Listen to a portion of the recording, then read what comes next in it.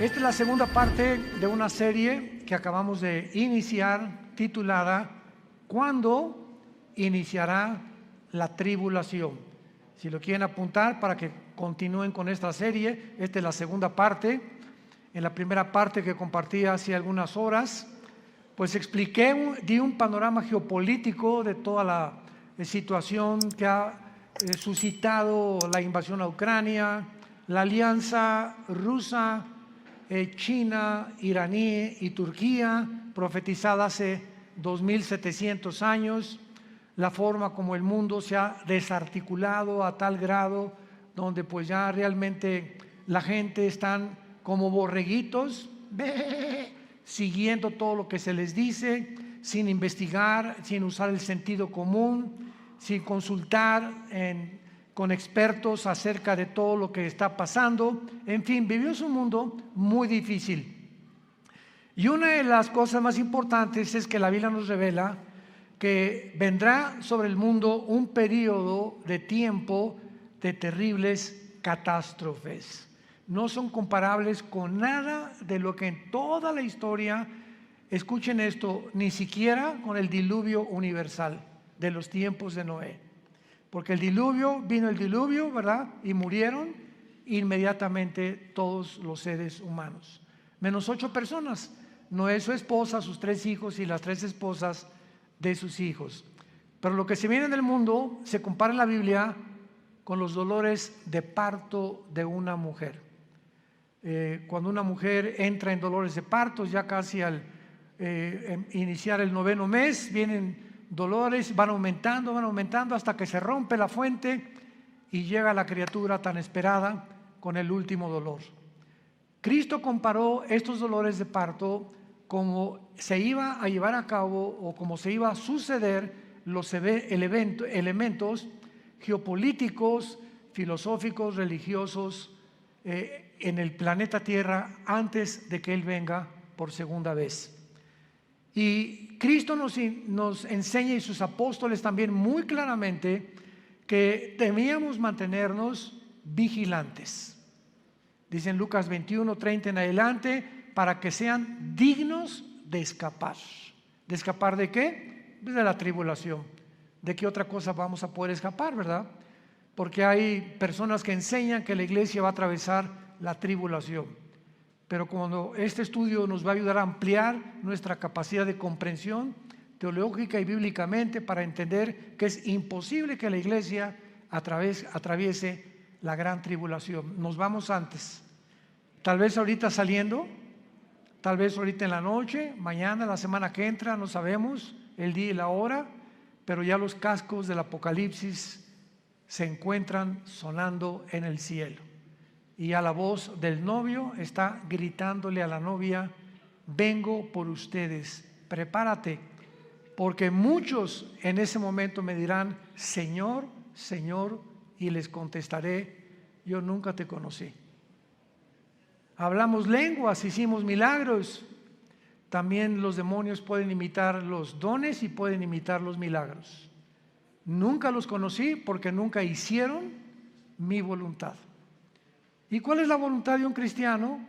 Bueno, cuando se formó la iglesia, desde el inicio de la iglesia, Hechos 1:8, y recibirán poder cuando haya venido el Espíritu Santo y me serán testigos. Entonces, la voluntad de Dios es que tú y tú y tú y yo y todos los que seguimos a Jesús hablemos del amor de la cruz. Le hables a tu familia, le des testimonio de lo que Dios hizo en tu vida. Puedes comenzar con eso: fíjate que pues yo era así y era así, etcétera, etcétera. En la Navidad, en una fiesta, en un cumpleaños, y mi vida cambió. ¿Y por qué? Pues conocí a Jesucristo. Oye, pues yo también sigo a Dios, etcétera, etcétera. Y le contestas tú: ¿a cuál Dios? Los hindúes tenían 6 millones de dioses. Entonces la gente tiene muchas escapatorias, ¿verdad? Yo sigo a Jesús. Una vez le pregunté a una persona y le dije: ¿a cuál? ¿Cómo que a cuál? Le dije: mi cuñado se llama Jesús. O sea, dice, seguimos a Jesús. Bueno, hay cantidades de Jesuses, ¿no? Y el Jesús de la Biblia es otra cosa. Entonces vamos adiestrándonos para prepararnos para estar mejor listos para estos tiempos que vivimos. Muy bien. Muchas personas creen que el rapto de la iglesia va a ser el inicio de la tribulación.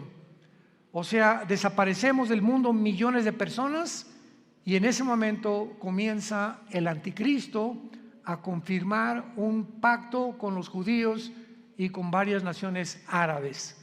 Sin embargo, no es eso lo que enseña la Biblia. El principal propósito de la tribulación, y la tribulación no se inicia con el rapto de la iglesia. Podemos irnos, por ejemplo, hoy en la noche en el rapto de la iglesia, viene Cristo mañana por nosotros, y pueden pasar un mes, 2 meses o tal vez un año cuando comience la tribulación. Entonces no necesariamente viene el rapto e inmediatamente comienza la tribulación. La tribulación, los que quieran apuntar, comienza, tiene su inicio cuando el anticristo confirme un pacto de paz con la nación de Israel y con naciones árabes. Abran sus Biblias en el libro de Daniel, capítulo 9, versículo 27. Daniel 9, versículo 27. En este capítulo 9 de Daniel, de los versículos 24 al 27, se encuentra la famosa semana 70 de Daniel. Porque hace 2600 años, Daniel se encontraba en Babilonia cuando comenzó a leer al profeta Jeremías. Y Daniel descubre, leyendo el profeta Jeremías, de que el exilio o todo ese tiempo en que Nabucodonosor se llevó a los judíos a Babilonia, los 70 años de exilio estaban por terminar. Y Daniel se sorprendió, era un hombre de Dios que oraba 3 veces al día, en la mañana, en la tarde y en la noche. Estamos hablando de 1 a 2 horas diarias, perdón, en cada término de su oración. Entonces se hinca Daniel en el capítulo 9 y comienza a orar a Dios. Señor, ya va a terminar la cautividad babilónica. Jeremías profetizó que serían 70 años, y como él era un hombre que estudiaba la Biblia, como muchos cristianos, me espero que lo estén haciendo, estaba consciente de lo que iba a pasar. Entonces Daniel, después de orar, Dios le manda un ángel, y el ángel baja del cielo, y antes de que el ángel llegue a Babilonia o a donde estaba Daniel, Satanás envía a otro principado, al principado tal vez de Grecia o de Persia, para impedir que el ángel que mandaba Dios llegara a la tierra y le diera a Daniel el programa o la respuesta de cuánto faltaba para que Dios terminara con la nación de Israel. Entonces hay una guerra en el cielo, está en el capítulo 10 de Daniel, hay una guerra en el cielo. Finalmente el ángel llega hasta donde era Daniel, y el ángel le revela a Daniel todo el programa cronológicamente de la nación de Israel. Porque todo el Antiguo Testamento, el pueblo de Dios es Israel. El Nuevo Testamento es la iglesia, y la iglesia no es Israel, ni Israel es la iglesia. Son 2 entidades completamente diferentes. Israel no era el cuerpo de Cristo como se formó con la iglesia. Nosotros somos el cuerpo de Cristo. Israel era la esposa del Padre, y Dios se divorcia, le da cartas de divorcio a Israel, y hasta el momento Israel, el antiguo pueblo de Dios, se encuentra en la banca. Y Dios forma a una entidad nueva que se llama la iglesia desde hace 2000 años, después de la resurrección de Jesucristo y desde el día de Pentecostés. Entonces la iglesia es una entidad completamente diferente de Israel. Entonces Dios, el ángel le dice a Daniel: Daniel, Dios tiene 490 años en su programa para terminar con la nación de Israel. Y la palabra que se usa aquí son 70 semanas. Así dice el versículo 24. 70 semanas están determinadas, decretadas sobre tu pueblo Israel y sobre tu santa ciudad Jerusalén. Los judíos tenían semanas de días y tenían semanas de años. Y aquí es lógico, ¿verdad? Por el contexto, que no está hablando de semanas de días, como lo vamos a comprobar. Entonces, 70 años están decretados para Israel, para que Dios ya acabe finalmente con toda la historia de Israel. Y el ángel le dice a Daniel: desde que se comience a restaurar la ciudad de Jerusalén, porque en aquel tiempo llegaron los babilonios, llegaron los medos persas, llegaron todo, ¿verdad? Y acabaron con Jerusalén. Cuando comience a ser restaurada Jerusalén hasta el Mesías, habrá 483 años. 483 años, o sea, 6 semanas, que son semanas de años, vuelvo a repetir. ¿Cuándo se comenzó a restaurar Jerusalén? Nehemías, capítulo 2, del 1 al 6. Cuando el rey Artajerjes de Persia le ordena a Nehemías y le da permiso para que regrese a Jerusalén, que estaba hecha pedazos, y comience su reconstrucción. Y del momento de que se decretó el regreso o la restauración de las murallas de Jerusalén hasta el Mesías, matemáticamente, damas y caballeros, santos de Dios, lo comentaba en la conferencia anterior, para cualquier ateo, cualquier escéptico, cualquier agnóstico que esté buscando evidencias en la Biblia, esto es extraordinario. Fueron exactamente desde la reconstrucción de Jerusalén hasta la muerte de Jesús 483 años. ¿Faltan cuánto? Faltan una semana, o sea, 7 años. Por eso se llama la semana 70 de Daniel. Entonces, los judíos rechazan al Mesías y se interrumpe el reloj cronológico de Dios. Y le dice Dios a Israel: no me vas a volver a ver, Jesús, con las palabras de Jesús, hasta que digan Baruch Hashem Adonai Eloheinu, que significa en el hebreo: bendito el que viene en el nombre del Señor. Hasta que ustedes me reconozcan como Mesías, no vuelvo a tratar con la nación de Israel. Entonces Dios se vuelve y forma una nueva entidad llamada la iglesia. Y la palabra iglesia, eclesia en el griego, significa los que Dios llama fuera del mundo espiritualmente. Nos envía Dios a su espíritu a morar dentro de nosotros para que tengamos el valor.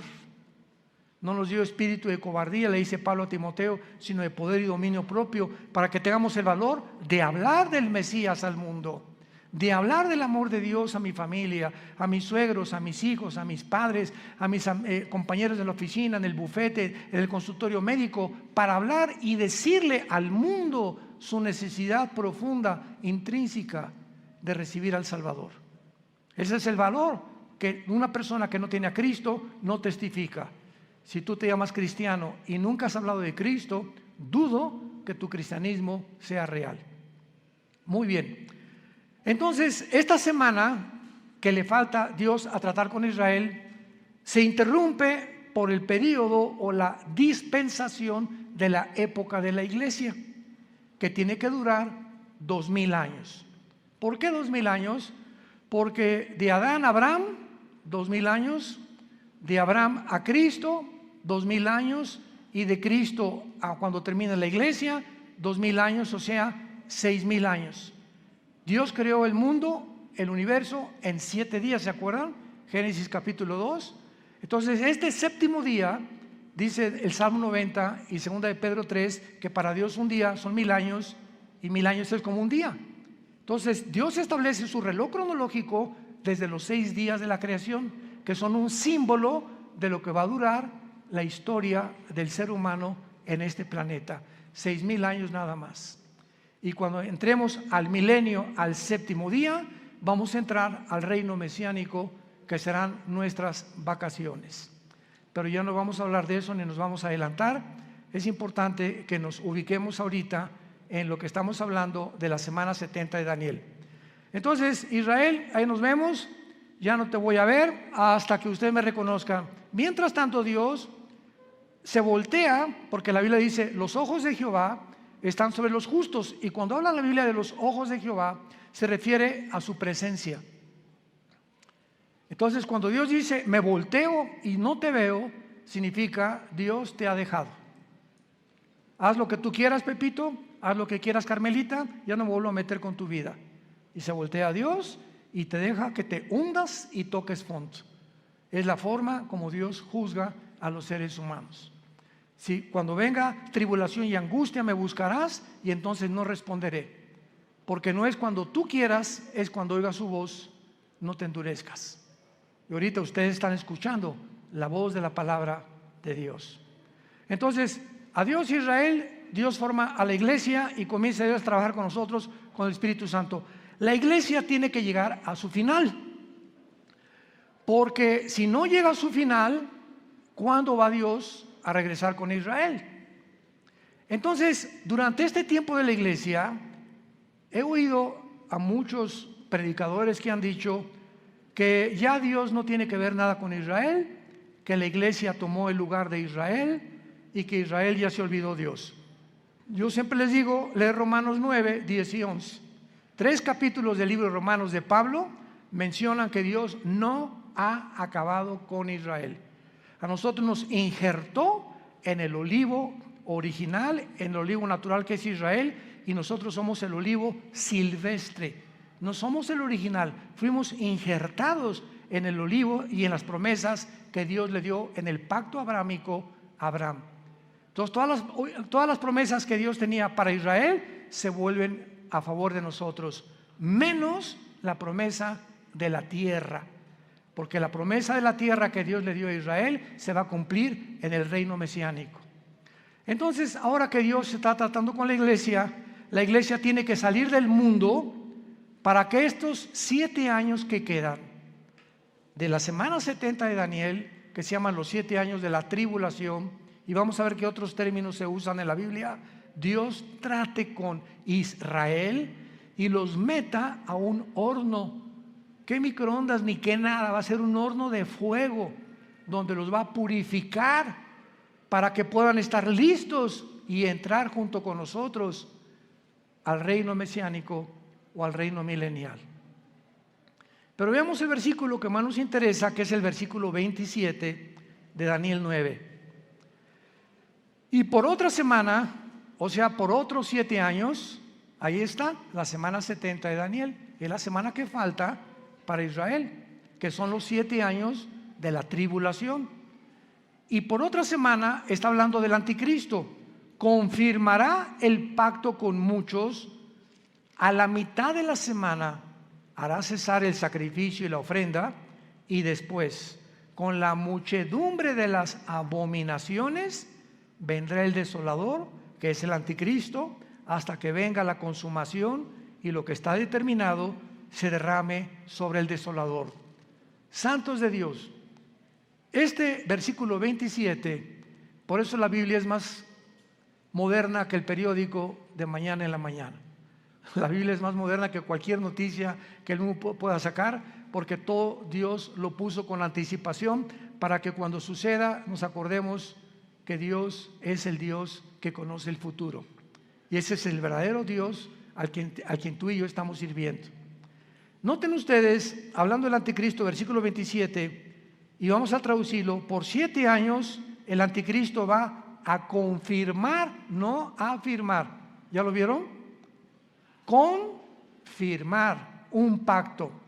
Esto significa que cuando nos vayamos nosotros y el anticristo se siente con los rabinos judíos o con los gobernantes de Israel actuales, o no sabemos quiénes serán, para firmar un pacto, confirmar un pacto, estos gobernantes judíos van a aceptar que este hombre les garantice la paz por 7 años, por la semana 70 de Daniel, que son 7 años.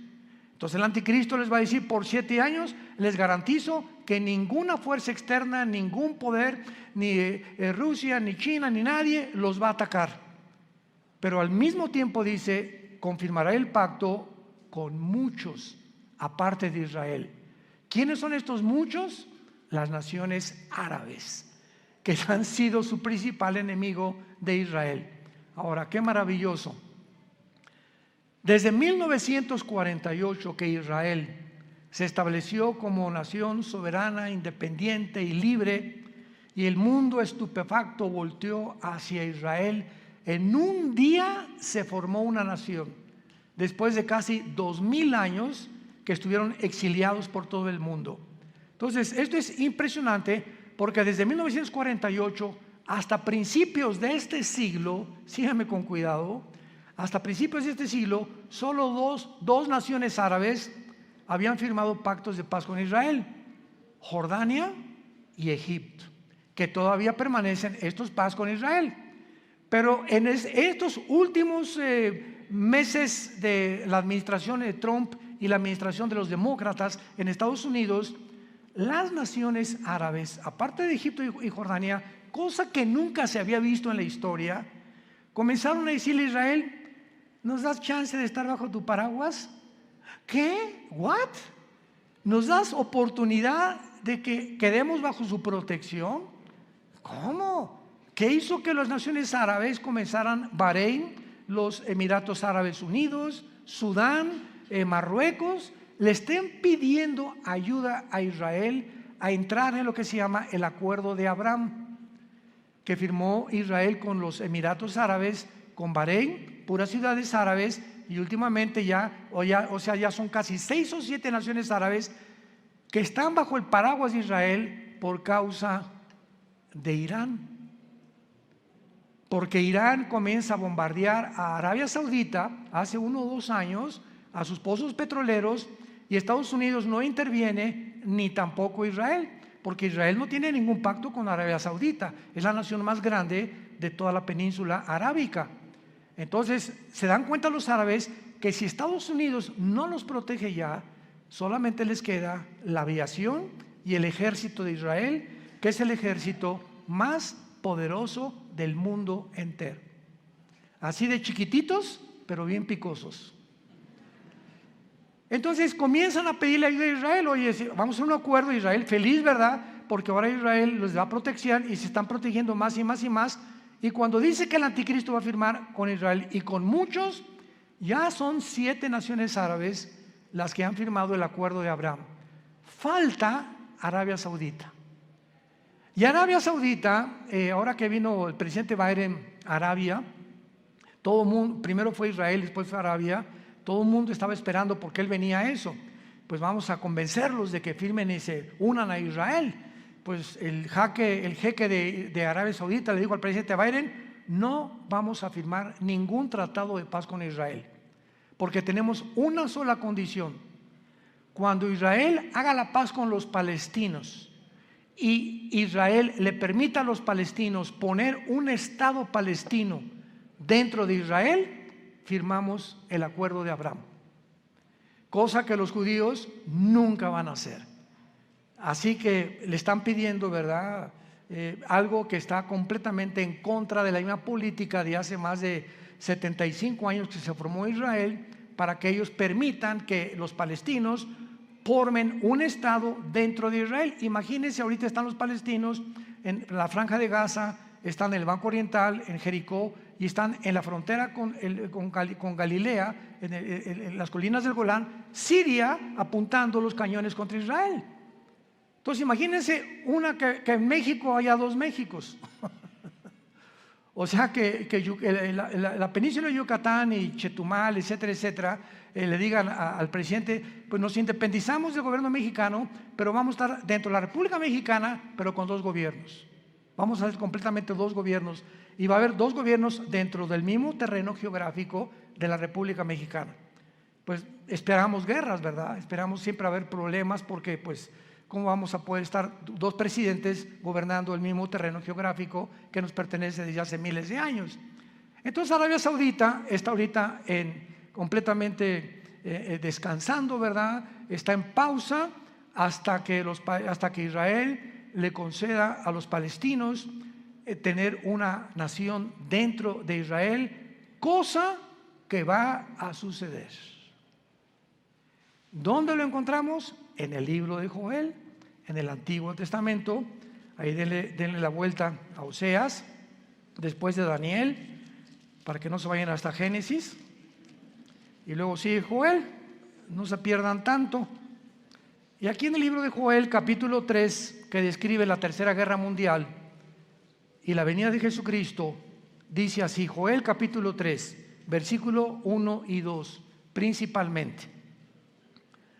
Porque he aquí que en aquellos días y en aquel tiempo en que haré volver la cautividad de Judá y de Jerusalén, reuniré a todas las naciones y las haré descender al valle de Josafat, o sea, al valle del Meguido, donde será y se librará la Tercera Guerra Mundial, conocida como la batalla del Armagedón, que se encuentra en Apocalipsis 16, del 12 al 14. Los reuniré en el valle de Josafat y allí entraré en juicio con ellas a causa de mi pueblo y de Israel, mi heredad, a quienes ellas esparcieron entre las naciones y repartieron mi tierra.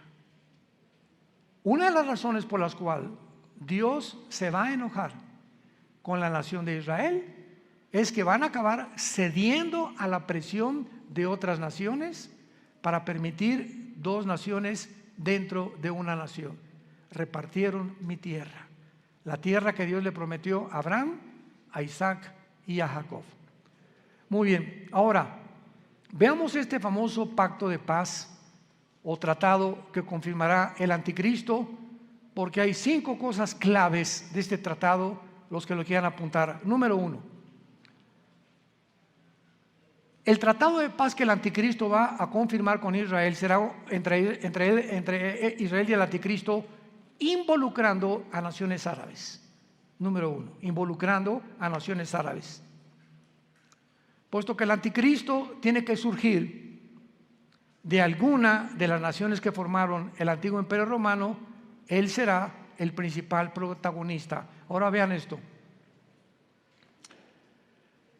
Para los judíos el anticristo va a ser casi como un Mesías, porque para que hayan confiado que nadie los va a agredir y para que el anticristo tenga el poder de detener a naciones que sean contra Israel, es porque el anticristo va a ser un personaje sobrenatural, controlado por un principado completamente angelical, un principado de Satanás.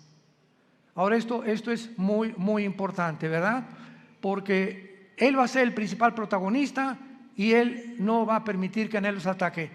Antes de que el anticristo firme este tratado, va a haber 2 guerras en Israel, que están mañana en el periódico delante de nosotros. La primera es la del Salmo 83. El Salmo 83 profetizó hace 3000 años que las naciones árabes que forman el círculo cercano a Israel, Egipto, Jordania, el Líbano, Irak y Siria, van a tratar de aniquilar a Israel por segunda o tercera o cuarta vez. Lo intentaron en el 48 cuando regresaron. Al otro día, cuando el primer ministro de Israel proclamó Israel como un estado libre y soberano, los atacaron al otro día, el 15 de mayo de 1948. Los volvieron a atacar en 1956. Los volvieron a atacar en la Guerra de los 6 días, 1967, junio del 1 al 7 de 1967. Y los volvieron a atacar en la Guerra de Yom Kippur, 1973. Cuando Yasser Arafat formó el movimiento para la liberación de Palestina, jurando en el decreto que tienen los palestinos: nunca permitiremos que podamos tener un gobierno en Israel sin Jerusalén. Imagínense nada más. Todos los diplomáticos, el presidente Bush, el presidente Carter, el presidente Clinton, el presidente Reagan, el presidente Trump, el presidente Biden, le han dicho a los palestinos, bueno, les damos la mitad de Jerusalén y les damos aquí, les damos allá, y ellos dicen, no, toda Jerusalén. O sea, cosa, ¿verdad? Me río porque es una imposibilidad. Como dijo Benjamín Netanyahu, que tal vez próximamente vuelva a recobrar el primer ministerio en Israel, Netanyahu dijo, el día que realmente nuestros enemigos quieran que les demos Jerusalén, vamos a tener lista la operación Sansón, así se llama, la operación Sansón. ¿Qué pasó con la operación Sansón? ¿Se acuerdan de la vida de Sansón? En Números capítulo 3 en adelante. Bueno, a Sansón le sacaron los ojos, una mujer lo debilitó en sus fuerzas por andar ahí de rabo verde, ¿verdad? Y el Espíritu Santo lo abandonó a Sansón, se quedó sin fuerza, y entonces los filisteos tenían como un circo, lo pusieron lo empujaron, a ver tu fuerza, etc., y comenzaron a burlarse de él. Y ahí Sansón, en medio de este espectáculo donde todos se burlaban de él, los filisteos, le dijo a Dios, Padre, por favor yo te pido, como un último acto de mi voluntad, llévame a donde haya 2 columnas, porque Sansón conocía el teatro filisteo, para que yo pueda derribar este teatro. Y entonces unas personas que lo guiaron, ¿verdad?, lo pusieron debajo de las 2 columnas, y entonces Sansón muere junto con todos los filisteos. O sea, Sansón tenía el ministerio de acabar con los filisteos, y fue hasta su muerte que terminó con ellos. En su muerte terminó con su ministerio. Entonces los judíos le llaman Operación Sansón. Si nos atacan, morimos junto con ustedes. Tenemos la bomba nuclear. Entonces Israel nunca va a permitir una invasión. Hasta este momento no lo ha permitido, y siempre ha ganado. Y nunca Israel ha sido el que provoca a sus enemigos. Nunca él ha buscado la guerra. Siempre se ha defendido de las naciones árabes. Con esto, para que no haya malos entendidos, no estamos hablando que somos judíos, porque ahorita no hay judío, no hay griego, no hay gentil, no hay italiano, no hay mexicano. En Cristo, en la iglesia, todos somos iguales. Y ahorita los judíos tampoco son parte de Dios. Están en la banca. Ahorita la iglesia son los ojos y el interés principal de Dios el Padre. Pero Dios va a regresar con ellos cuando la iglesia no está en el mundo. Esta guerra del 83 no tarda en liberarse, porque Irán sigue amenazando a Israel. Esta semana Israel bombardeó el aeropuerto de Alepo, donde encontraron que había aviones cargados de armas iraníes que estaban proveyéndoselas a los sirios para atacar a Israel. Entonces ahorita Israel anda, ¿verdad?, pero con los ojos abiertos, con sus aviones F-35 vigilando por todos lados que no haya movimientos de armas de Irán, principalmente a Líbano, a Siria o a Irak, porque son las naciones donde Irán tiene la supremacía. Irán ahorita sostiene a Hezbollah, el grupo terrorista más grande del mundo en el Líbano, sostiene a los yudis en Yemen, en la península arábica, y sostiene al grupo de Hamas en la franja de Gaza o en la franja de los palestinos. Así que Irán ahorita es el peligro número 1 del Medio Oriente, y es el que va a iniciar esta guerra para que ataquen a Israel. Muy bien. Después de esta guerra, que tal vez nosotros la vayamos a oír en estos días, porque ya no tarda ahorita con tantos viajes que está bombardeando Israel y a Siria e Irán, y van a tener que responder, y se va a armar un conflicto bélico muy grande. Israel va a volver a ganar, de acuerdo al Salmo 83, va a volver a ganar. Y después de la guerra del 83 viene la guerra de Gog y Magog. Ezequiel 38 y Ezequiel 39 en el Antiguo Testamento. ¿Cuál es la guerra de Gog y Magog? Cuando Rusia, Putin, vea que ya los judíos vencieron a los árabes, ahorita Putin está reuniendo a todas las naciones islámicas del mundo entero bajo su sombrilla. Y bíblicamente en Ezequiel 38 las naciones que van a estar en la región de Magog. Magog es una zona geográfica que comienza desde Finlandia, el mar Báltico, baja por Ucrania. Ucrania pertenece a Magog, por eso nunca se va a salir Putin de Magog, de Ucrania jamás. Kirguistán, Uzbekistán, Kazajistán, Afganistán, Pakistán y todas las regiones del mar Báltico y del mar Negro que están al sur de Rusia, que se dividieron de Rusia en 1991, cuando el comunismo cayó, se perdió Rusia, la Unión Soviética, el 30% de su territorio, que son todas estas naciones que ahora son independientes de Rusia. Pues Putin, su propósito es reunirlas a todas, y todas son musulmanas menos Ucrania. Todas son musulmanas menos Ucrania.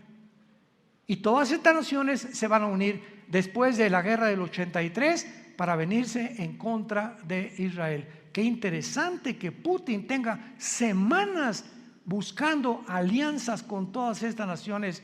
Ya está en Kazajistán, acaba de salir de Kazajistán hace algunos días y va a comenzar a recorrer o a hacer una campaña para unir estas naciones y se cumpla Ezequiel 38 y 39, que será la guerra de la antesala de la guerra del Armagedón. Y pienso de una forma particular que estas dos guerras, la del Salmo 83 y la de Ezequiel 38 y 39, van a suceder antes de que nos vayamos de este mundo. Es posible que veamos y seamos testigos de estas dos invasiones. Y el anticristo, viendo que otra vez derrota Israel a Rusia, porque viene de Rusia con Gog y las naciones musulmanas, entonces el anticristo va a ser el papucho de papuchos. Y ya no va a haber nadie que le pueda hacer frente en el mundo entero, porque ya acabó Rusia, ¿verdad? Ya acabaron las naciones árabes, el primer ciclo, los musulmanes ya no van a tener el poder para poder atacar a Israel. Entonces el anticristo va a erigirse como el dictador número uno del mundo entero, y el anticristo va a unir a Europa con el Medio Oriente. Se van a formar dos continentes, Asia, Medio Oriente y Europa, en una mezcla. Daniel capítulo 7, los 10 cuernos y los 10 dedos de la estatua de Nabucodonosor, y de entre estas 10 naciones, 5 de Europa y 5 del Medio Oriente, dentro de una de ellas, Daniel 7 dice, surgirá el anticristo. Así que no especulemos que el anticristo es el Papa, o que Obama tiene cara del anticristo también, o que el príncipe Felipe por aquí por allá, o que Gorbachov se murió hace 3 días, así que tampoco podía ser el anticristo. Decían que porque tenía un lunar aquí era el 666. Bueno, ha habido tantas especulaciones, ¿no? Nunca sabremos cuándo va a surgir el anticristo hasta que oigamos. Pongan atención, santos de Dios, hasta que oigamos. Se formó un G10, ahorita hay un G7. 5 naciones de Europa, viendo que ya no pueden subsistir por el gas que Rusia les está impidiendo tener ahorita el invierno de este año en la Unión Europea, ha aumentado el gas en cada nación de Europa 10 veces más. Entonces Europa se encuentra hundiéndose económicamente, y ahora sin gas, porque Rusia le está cerrando ya la llave por haber tratado de ayudar a Ucrania. Va a quedar Europa tambaleándose, ¿verdad? Y no hay mejor caldo de cultivo para un dictador que cuando una nación está en problemas, como lo fue para Adolfo Hitler. Adolfo Hitler en 1932-33 acaba de pasar la Primera Guerra Mundial, perdió Alemania en la Primera Guerra Mundial. Vino el caos económico en los 30s, donde la gente se está muriendo de hambre, y en medio de este caos Alemania estaba llena de comunistas, porque el comunismo comenzó en el 93 con los bolcheviques, con Lenin. Estaba sin trabajo, no había fábricas, y llega Hitler y crea la Volkswagen, que significa el carro del pueblo. Fernando Porsche fabrica los primeros carros Porsche, hace fábricas, saca Hitler a los comunistas de Alemania, y pues decía la gente, este es el hombre que estamos esperando. Siempre el engaño del populismo, ¿verdad? De los gobiernos populistas. Este es el que estábamos esperando, porque siempre desgraciadamente estamos esperando un hombre que nos saque del hoyo, y no hay nadie que nos pueda sacar más que Jesucristo, el Hijo de Dios, nada más. Entonces Hitler tenía el caldo de cultivo, ¿verdad?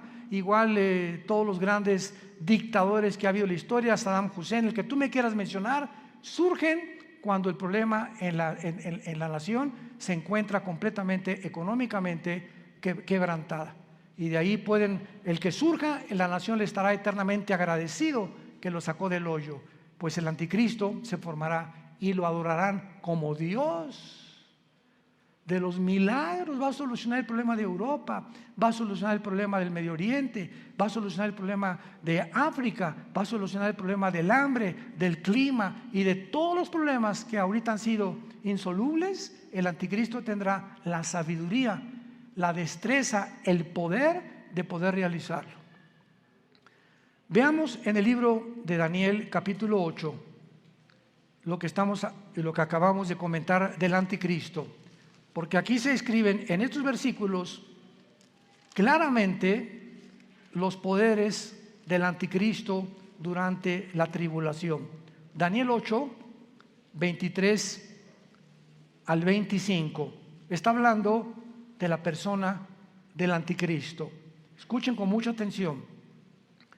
Y al final del reinado de estos, cuando los transgresores lleguen al colmo, se levantará un rey altivo de rostro y entendido en enigmas.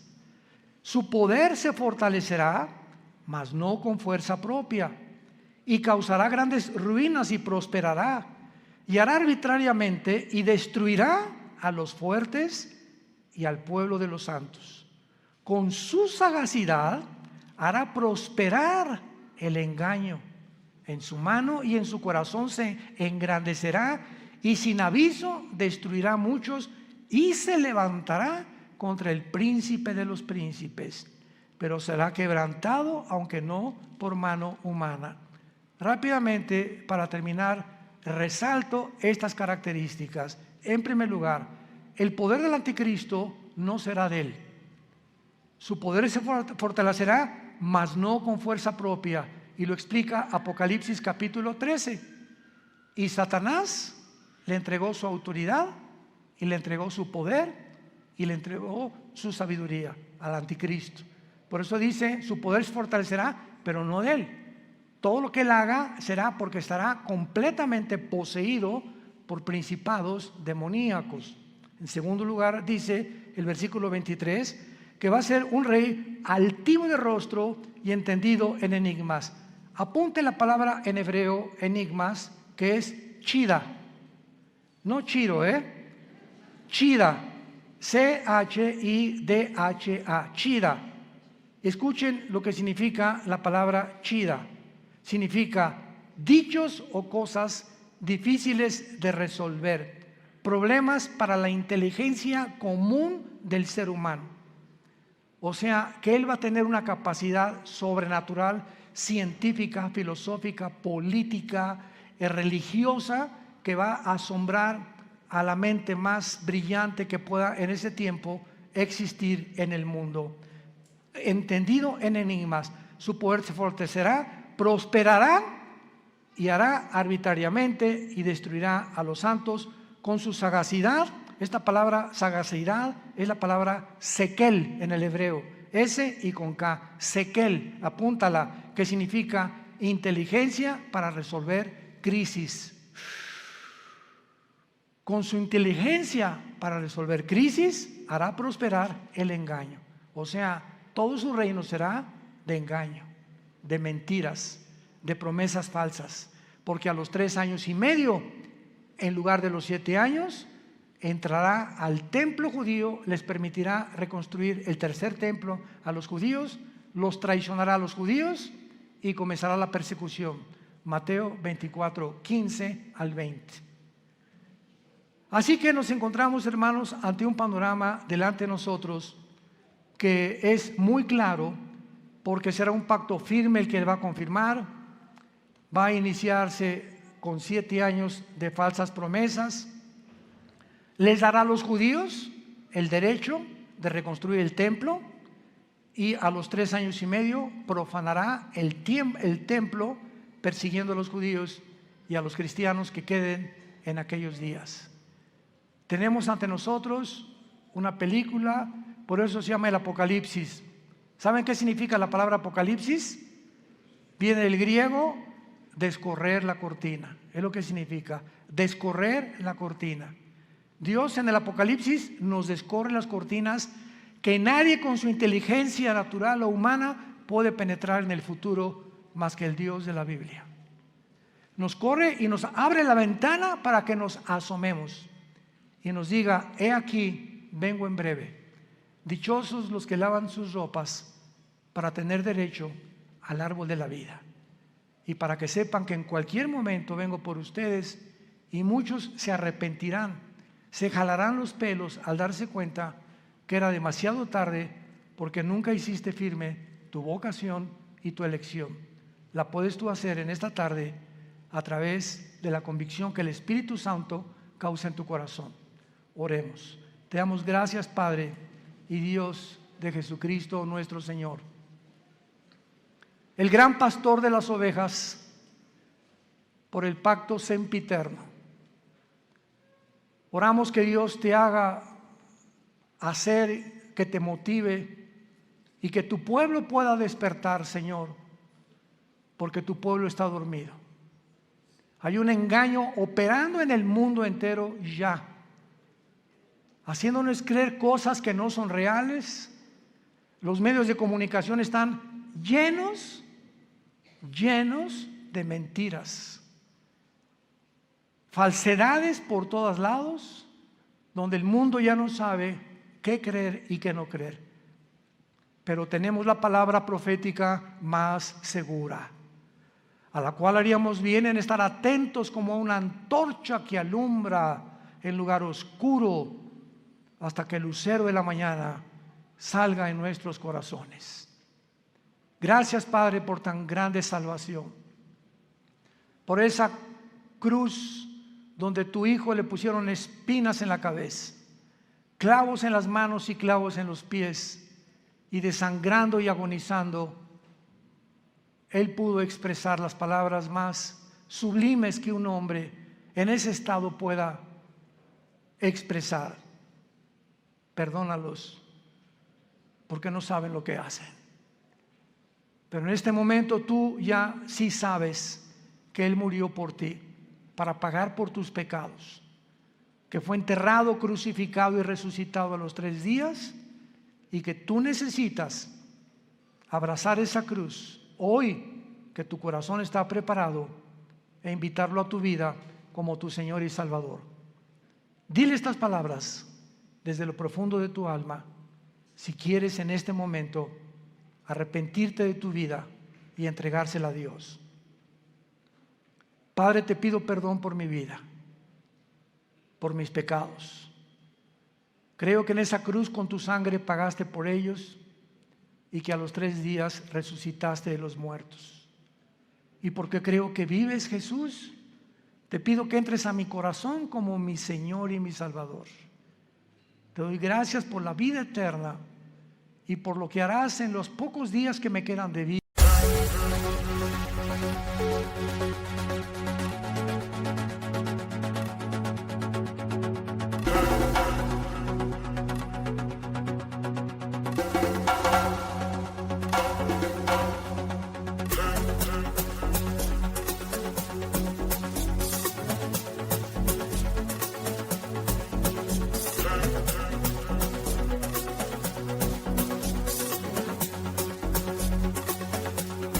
Hii maisha ni safari, safari kumana mbele,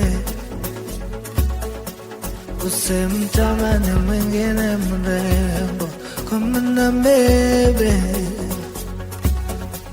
nikaribie nikuonjeshe sukari, kumana mbele,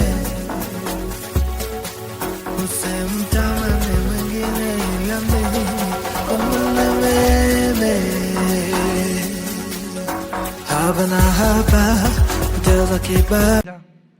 Para hablar de ti, Señor. No perderé ninguna oportunidad ya en la vida de dar testimonio de tu gracia y amor en la cruz.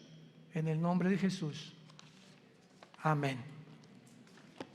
Gracias a Dios por esta palabra. Gracias a Dios por este libro maravilloso que Dios nos ha dejado. Ámala.